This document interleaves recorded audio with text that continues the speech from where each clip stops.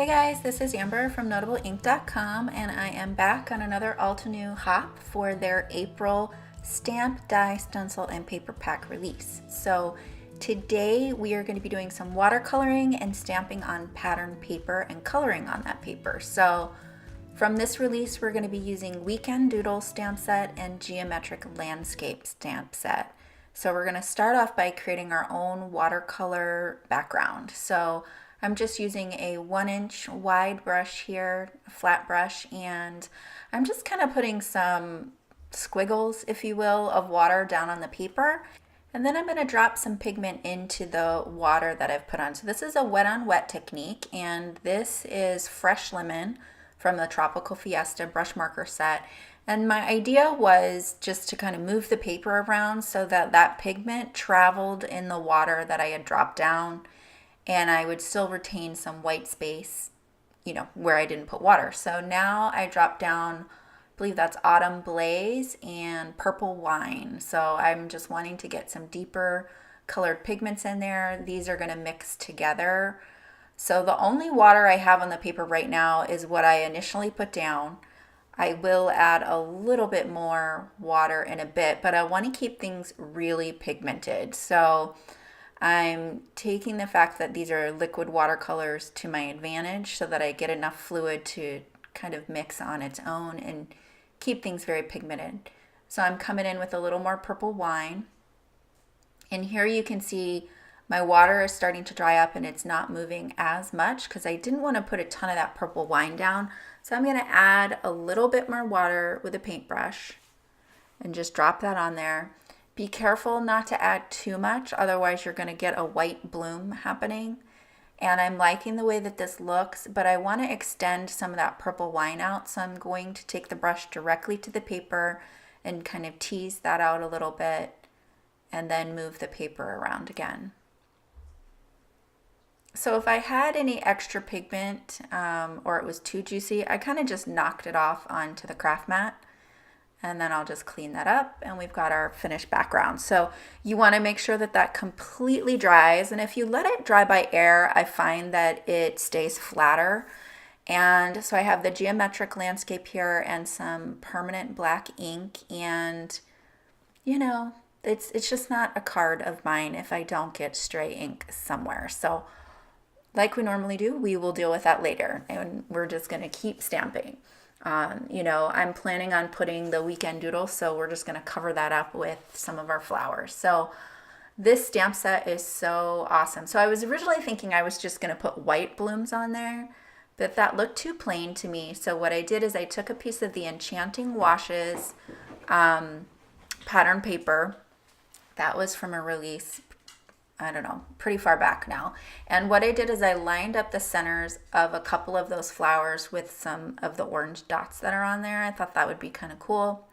I stamped it in permanent black ink, and I'm gonna clear heat emboss this. And the reason for that is this paper is kind of glossy and the ink is gonna take forever to dry in it.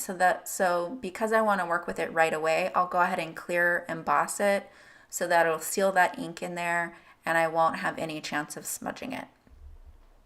So we'll just heat emboss that and seal it up. And then I don't even remember fussy cutting this, but I don't have the dies for this. So I'm gonna go ahead and fussy cut it out, but I won't have you watch that because it was kind of tedious. And then I'm gonna color these. So I'm using, this is Frayed Leaf, and I'm gonna start with that, and that didn't seem to be enough color. So I'm going to come in with Forest Glades, add some deeper shadows in there, and then blend it out with the Frayed Leaf.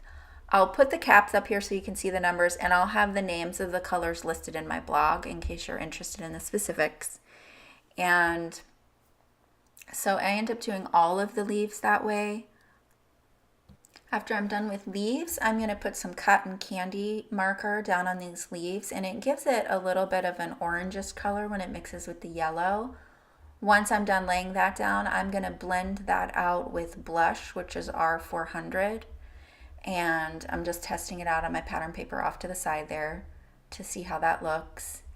And that's such a light pink that more than anything, it's just kind of blending out the edges. It's not necessarily adding any kind of big impact of color or anything like that. So I'll do that for all of those flowers that are shaped that way. I'm coming back in, adding a little more cotton candy to get some more depth of color. And then I decide to add some yellow to the other flowers, the flowers that have the orange center. So for that, I'm using Mango Smoothie, and I'm just adding just some shadow right around the center of the flowers.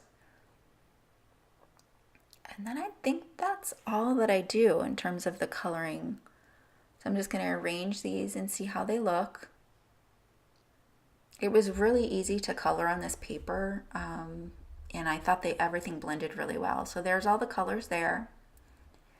And we'll move on to stamping our sentiment. So for the sentiment, I'm using Hello there from the Circle Sentiment stamp set, and I thought that would just have a lot of contrast. I like how the solid circle is going to set the sentiment apart. There's a lot going on the background with the watercolor and then the geometric landscape, and then you have the line drawings with the weekend doodle. So I thought that would be a good sentiment to be able to stand on its own on this card. So I'm going to go ahead and heat emboss that with clear heat embossing because that paper's kind of shiny that we stamped on. So I thought that would be a good look. And there you can see it there. And then I decided, so I didn't fussy cut in between there. So what I did is I added a shadow with the lightest warm gray. Then I did one darker. I didn't like that. It just kind of looked like dirty paper. So now I'm trying to cover it up with yellow, and then it dawns on me, I need to do orange. Like, look, that just doesn't look right to me. So then I bring in the orange, which is an awesome color. Autumn Blaze is just the perfect orange for this, since that's what I use with the watercolor, and they all coordinate from medium to medium. So I was so much more happy with the Autumn Blaze. So that will help those spaces that I didn't cut out just blend completely into the background, which looks, you'll see, it just looks so much better than the dirty looking paper that I had at the beginning. And that's the finished card. So here you can see a close-up of the coloring, and I really liked that cotton candy pink in there. I think it adds a nice little pop. And then there you can see the whole card. So I hope you enjoyed this card today. Be sure to check out the videos at the end of this because I have 2 more cards in this blog hop, and I did some more watercolor backgrounds for those as well. Thank you so much for stopping by. Be sure to leave a comment on my blog for a chance for a giveaway. And if you like this video, please like and subscribe so that YouTube will share it with other people as well. Thanks so much. Bye-bye.